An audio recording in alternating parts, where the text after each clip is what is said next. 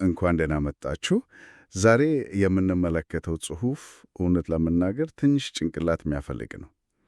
በጣም ስለ አምላክ፣ ስለ ዓለም አፈጣጠርና ስለ ሰው ልጅ ምርጫ የሚሰጠን ትንታኔ በጣም ለየት ያለ ነው። አዎ፣ ከመጽሐፍ ቅዱሳዊ ጥቅሶች በመነሳት አንድ ወጥ የሆነ የአጽናፈ ሰማይ ካርታ ለመሳል ይሞክራል። ካርታ ብቻም አይደል፣ እኛ የምናውቃቸውን እንደ ጊዜ፣ ቦታ፣ ነጻ ፈቃድ ያሉትን መሠረታዊ ሐሳቦች በሙሉ የሚገለብጥ ነው። ልክ ነው። የዛሬው ዓላማችንም ይህንን ውስብስብ ሞዴል መዘርዘር ብቻ ሳይሆን ከጀርባው ያለውን አመክንዮ መረዳት ነው። እሺ። እና እግዚአብሔርን ከጊዜና ከቦታ አንጻር እንዴት እንደሚያስቀምጠው እንጀምራለን። ከዚያ ደግሞ ይህ መሠረት እንዴት ከሰማያት ሰማይ እስከ ሲኦል ድረስ ያለውን መንፈሳዊ መልክዓ ምድር እንደሚገነባ እናያለን። በትክክል። በጣም ጥሩ። የዛሬው ተልዕኳችን እንግዲህ ይህንን አጽናፈ ሰማያዊ መዋቅር መተንተን እና ለቁልፍ ጽንሰ ሐሳቦች የተሰጠውን ልዩ ትርጓሜ መረዳት ነው። እስቲ እንጀምር። ጽሑፉ የሚነሳው በጣም መሠረታዊ ከሆነ ነጥብ ነው። በእግዚአብሔር እና በተቀረው ፍጥረት ሁሉ መካከል ካለው ልዩነት። አዎ፣ ማዕከላዊው ነጥብ የእግዚአብሔር ፍጹም ልዕልና ወይም በእንግሊዝኛው ትራንሴንደንስ የሚባለው ነው። እሺ። ምንጩ እንደ ኢሳይያስ 40 ያሉ ጥቅሶችን ይጠቅሳል። እናም መላው አጽናፈ ሰማይ፣ ሕዝቦች፣ ተራሮች፣ ሁሉም ነገር በእግዚአብሔር ፊት ከውሃ ጠብታ እንደማይበልጥ ነው የሚከራከረው። በሚዛን ላይ እንዳለ አቦራ ቀንጣምም ይላል። ልክ እንደዛ። ዋናው ሐሳብ እርሱ አጽናፈ ሰማይን ስለፈጠረው በአጽናፈ ሰማይ ውስጥ ሊወሰን ወይም ሊጠቃለል አይችልም የሚለው ነው። እሺ፣ ይህ ታወቀ ስነ መለኮታዊ ሐሳብ ነው። ግን ጽሑፉ ይህንን አንድ ደረጃ ከፍ ያደርገዋል፣ ጊዜና ቦታን በተመለከተ። አዎ። ስለዚህ ጊዜና ቦታ ራሳቸው የእግዚአብሔር ፍጡራት ናቸው እያለ ነው። በትክክል እንደዛ ነው የሚገልጸው። እኛ የምንኖርበት መድረክ ሳይሆን በመድረኩ ላይ እንዳሉ ተዋናዮች ናቸው እንደማለት ነው። በጣም ጥሩ አገላለጥ ነው። ጽሑፉ ይህንን ለማስረዳት ወደ ሮሜ ምዕራፍ 8 ይጠቆማል። ጳውሎስ ከእግዚአብሔር ፍቅር ምንም ሊለየን አይችልም ብሎ የሚዘረዝርበት ክፍል። አዎ፣ እዛ ላይ ያለው ነገር ቢሆን ወይም የሚመጣው ነገር ቢሆን ይላል። እሺ። እና ምንጩ ይህንን ያለውና የሚመጣውን የሚለውን እንደ ጊዜ ይተረጎመዋል። ገብቶኛል። ከዛ ከፍታም ቢሆን ወይም ጥልቅነትም ቢሆን የሚለውን ደግሞ እንደ ቦታ ይወስደዋል። ከዚያም ሁሉንም በአንድ ላይ ሌላ ምንም ፍጥረት በማለት ይደምድማል። ስለዚህ ጊዜም ቦታም ፍጡራን ናቸው። ልክ እንደዛ ነው። እኛና መላእክት በጊዜና በቦታ ውስጥ እንኖራለን። እግዚአብሔር ግን ከነዚህ ሁሉ ውጪ ነው። እዚህ ጋር ነው እንግዲህ ነገሩ የሚከብደው። አዎ፣ ፍጡራን በጊዜና በቦታ ከተወሰኑ እንዴት ነው ነጻ ፍቃድ ሊኖራቸው የሚችለው? ጥሩ ጥያቄ ነው። ማለቴ አንድን ምርጫ ነጻ ለማለት ሁሉንም አማራጮች ማወቅ አለብኝ ብዬ አስብ ነበር። ግን በጊዜ የተወሰነ ፍጡር የወደፊቱን አያውቅ። እውነት ነው። በቦታ የተወሰነም ሁሉንም ነገር በአንድ ጊዜ ማየት አይችልም። ታዲያ ጽሑፉ ይህንን ግጭት እንዴት ነው የሚፈታው? የሚከራከረውም ይሄን ነው። ፍጡራን ሁሉን ቻይ ስላልሆኑ በፍጹም ትርጉሙ ነጻ ፍቃድ ሊኖራቸው አይችልም ይላል። ምክንያቱም አማራጮቻቸው በተፈጥሯቸው የተገደቡ ናቸው። በጣም እውነተኛና ፍጹም ነጻ ፍቃድ በዚህ አመክንዮ መሰረት የሁሉን ቻይ አካል ብቻ ነው ሊሆን የሚችለው። ግን እና እዚህ ላይ ነው አስደናቂው ክፍል የሚመጣው። እግዚአብሔር ይህንን ነጻ ፍቃድ ለፍጥሮናሮ ይሰጣቸዋል። በዚህ ጋር ላስቆምሽ። ይህ ሐሳብ እኮ ከተለመደው አስተሳሰብ ጋር ፍጹም ተቃራኒ ነው። አዎ፣ ትንሽ ይለያያል። ብዙ ሰው ነጻ ፍቃድ ማለት ያለምንም ገደብ መምረጥ መቻል ነው ብሎ ሲያስብ፣ ይሄ ጽሑፍ ደግሞ እውነተኛ ምርጫ የሚቻለው አማራጮቼ በፍጹም ጥበብ ሲመቻቹልህ ነው እያለ ነው። ልክ ነው። እግዚአብሔር እያንዳንዱን ሁኔታና አካባቢ በፍጹም ሁኔታ ስለሚቆጣጠር ለእያንዳንዱ ፍጡር ትርጉም ያለው ምርጫ እንዲኖር ያደርጋል። ይህ ማለት እኛ ነጻነታችን ብለን የምናስበው ነገር በራሱ በፈጣሪ የተቀረጸ መድረክ ላይ የሚካሄድ ድራማ ነው እንደማለት ነው። አዎ፣ ድራማው ግን አስቀድሞ የተጻፈ አይደለም። ይልቁንም መድረኩ ፍጹም በሆነ መንገድ የተዘጋጀ ነው። እሺ፣ ይህንን ለማስረዳት አንደኛ ቆሮንቶስ 10:13ን እንደ ዋና ምሳሌ ይጠቀማል። ጥቅሱ እንደሚለው እግዚአብሔር ከምንችለው በላይ እንድንፈትን አይፈቅድም። በእያንዳንዱ ፈተና ውስጥ ደግሞ የመውጫ መንገድ ያዘጋጃል። በትክክል ያ የመውጫ መንገድ መኖሩ ነው እውነተኛ ምርጫን ይፈጥረዋል። ስለዚህ እግዚአብሔር ሁልጊዜ ቢያንስ ሁለት እውነተኛ አማራጮች መኖራቸውን ያረጋግጣል ማለት ነው። አዎ። አንድ ሰው ኃጢአት እንዲሠራ የሚገፋፋ ሁኔታ በጣም ከብዶበት ሌላ አማራጭ እስከማያገኝበት ደረጃ እንዲደርስ አይፈቅድም። በፍጹም። ምንጩ ይህንን የሚተረጉመው እንደዛ ነው።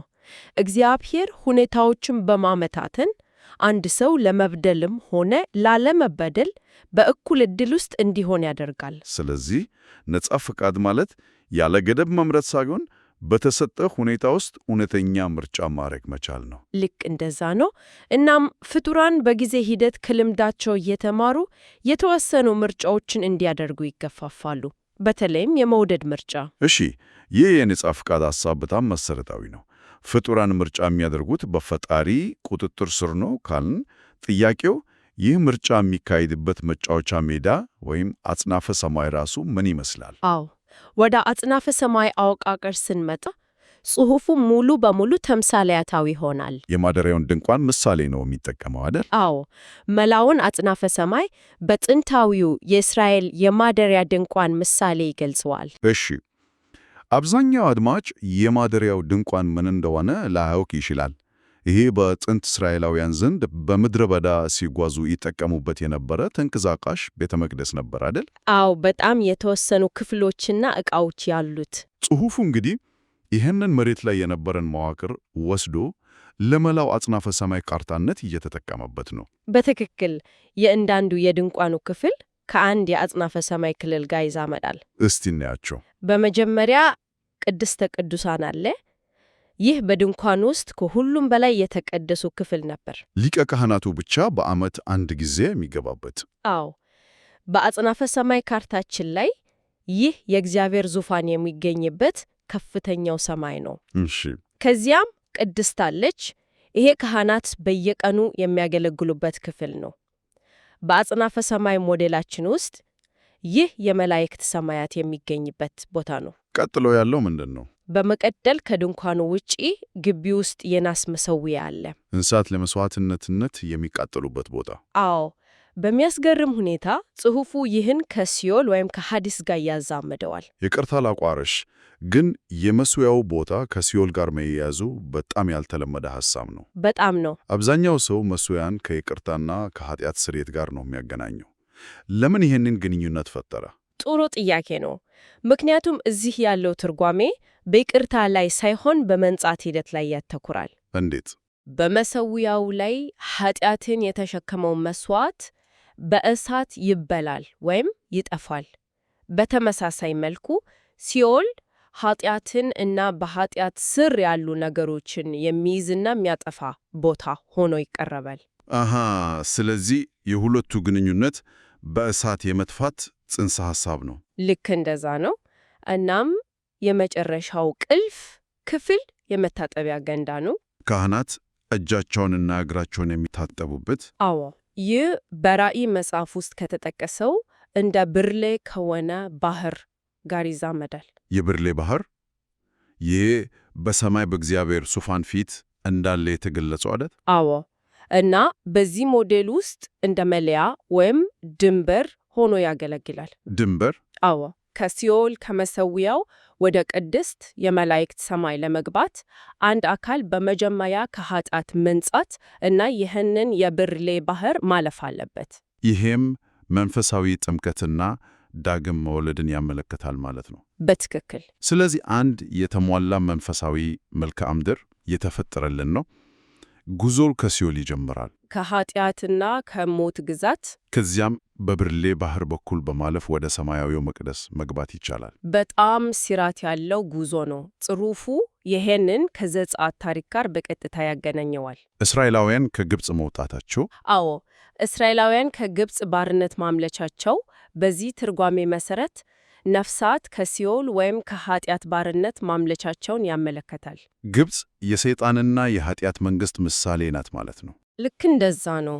ቀይ ባህርን መሻገራቸው ደግሞ የበሬሌ ባህርን መሻገርን ያመለክታል። በትክክል።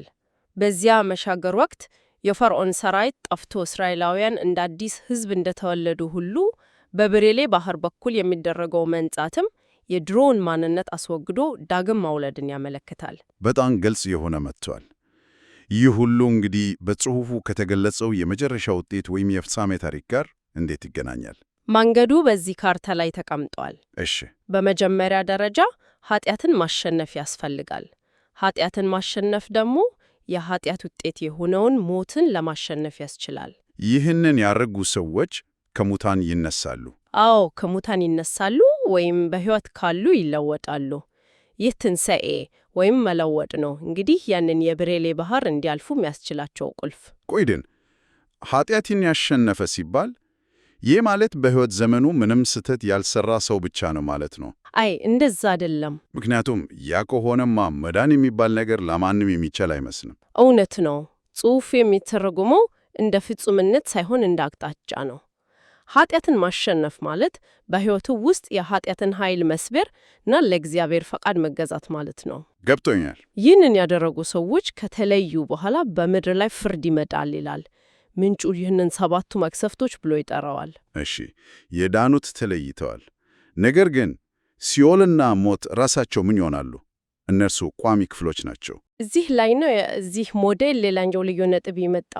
ሲኦልና ሞት ቋሚ አይደሉም። አዎ፣ ምንጩ እንደሚለው የ1000 ዓመት መንግሥት ተብሎ ከሚጠራው ዘመን በኋላ የመጨረሻው ፍርድ ይመጣል። ታላቁ ነጭ ዙፋን ፍርድ። አዎ፣ በዚህ ጊዜ መጽሐፍ ቅዱስ እንደሚለው ሞትና ሲኦል ራሳቸው ወደ እሳት ባህር ይጣላሉ። ሞትና ሲኦል ወደ እሳት ባህር ይጣላሉ።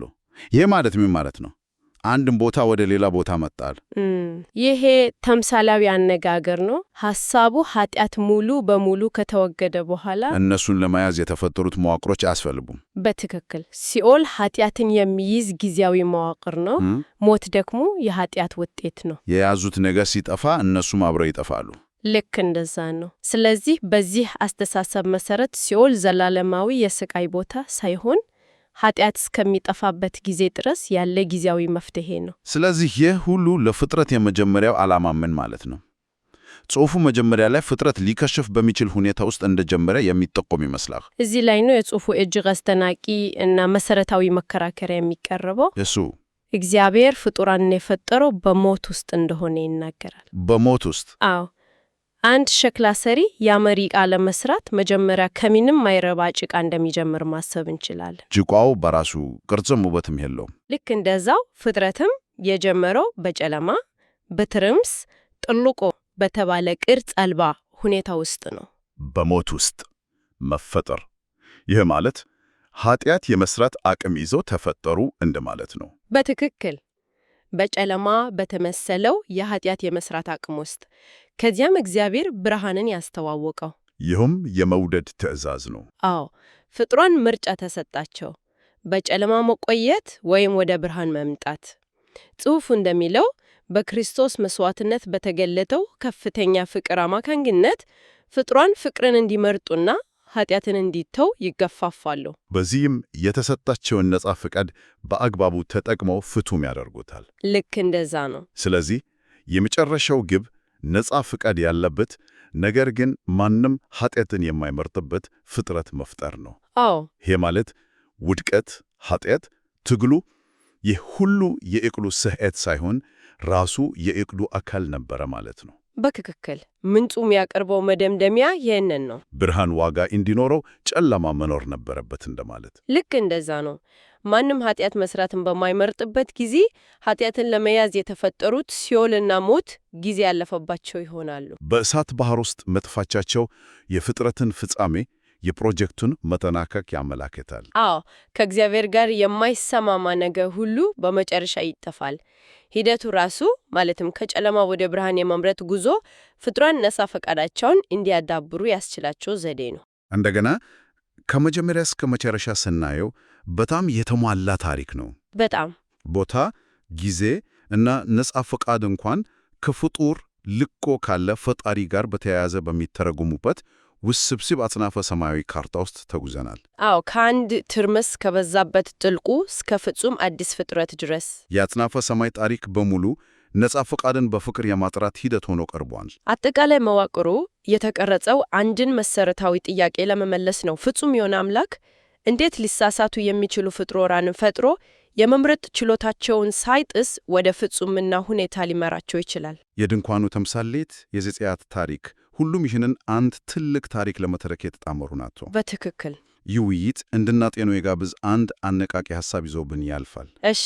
ጽሑፉ እግዚአብሔር ፍጡራንን ከመጀመሪያውኑ በሞት ውስጥ ኃጢአት የመስራት አቅም ይዞ እንደፈጠራቸው ይናገራል። አዎ። የመጨረሻው ግብ ከኃጢአት የጸዳ ፍጹም ፍጥረት ከሆነ ይህ ሞዴል እንድናስብበት የሚገፋፋን ነገር አለ። ይህም ብርሃንን በነጻነት የሚመርጡ ፍጡራንን ለመፍጠር በመለኮታዊ ዕቅድ ውስጥ የጨለማ የትግል እና አልፎ ተርፎም የስቃይ አስፈላጊነት ምን ያህል ነው? ፍጹምነት ሊገኝ የሚችለው ከፍጹምናው ጉድለት ጋር በተደረገ ትግል ብቻ ነው።